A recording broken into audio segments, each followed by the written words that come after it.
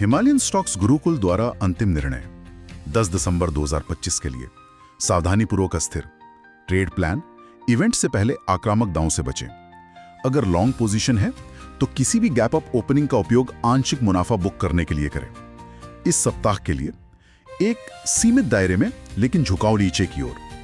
अगले 3 महीनों के लिए अगली तेजी से पहले एक कंस्ट्रक्टिव कंसोलिडेशन।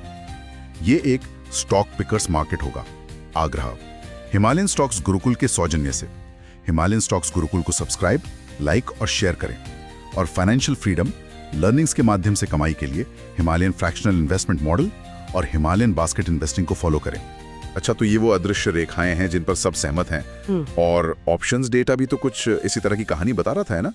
26,000 पर एक बड़ी दीवार और 25,500 पर एक मजबूत फर्श। एकदम सही। ऑप्शंस डेटा हमें ट्रेडर्स की पोजीशनिंग का एक एक्सरे देता है। हाँ। 26,000 के स्ट्राइक प्राइस पर सबसे ज्यादा कॉल राइटर्स बैठे हैं। यानी वो लोग जो शर्त लगा रहे हैं कि बाजार ऊपर नहीं जाएगा। हाँ, तो वो एक मजबूत छत बन गई है। और दूसरी तरफ 25,500 पर सबसे ज्यादा पुट राइटर्स हैं जो एक मजबूत फर्श बना रहे हैं। तो बाजार ने अपनी लक्ष्मण रेखा खींच दी है और जब तक बाजार इस 500 पॉइंट के दायरे में है, इंडेक्स में बड़ा मूव आना मुश्किल है। इसका क्या मतलब हुआ? कि असली पैसा इंडेक्स में नहीं बल्कि सही स्टॉक चुनने में बनेगा। बिल्कुल। ये एक बार फिर साबित करता है कि हम एक स्टॉक पिकर्स मार्केट में हैं। तो अगर पैसा बड़े इंडेक्स स्टॉक्स से निकल रहा था और बाजार एक दायरे में फंस गया था, तो सवाल ये उठता है कि वो जा कहां रहा था? Follow the money. किन सेक्टर्स में हलचल थी? जाहिर है आईटी सेक्टर तो दबाव में था, शायद फेड के फैसले के डर से।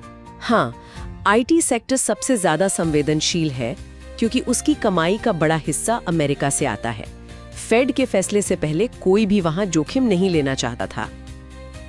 लेकिन यहाँ जो आकर्षक चीज देखने को मिली वो है सेक्टोरल रोटेशन। अच्छा।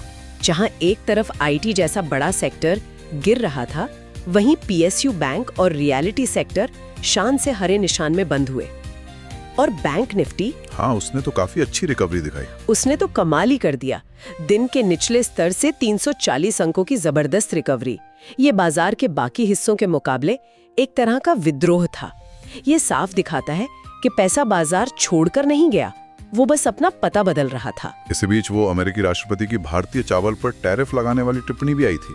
क्या वो सिर्फ एक छोटी मोटी खबर थी? देखिए, उसका असर कुछ चावल एक्सपोर्ट करने वाली कंपनियों तक ही सीमित रहा, लेकिन ये एक बड़ी चेतावनी है। और याद रखिए, ये सारी जानकारी और विश्लेषण हिमालयन स्टॉक्स गुरुकुल की तरफ से था।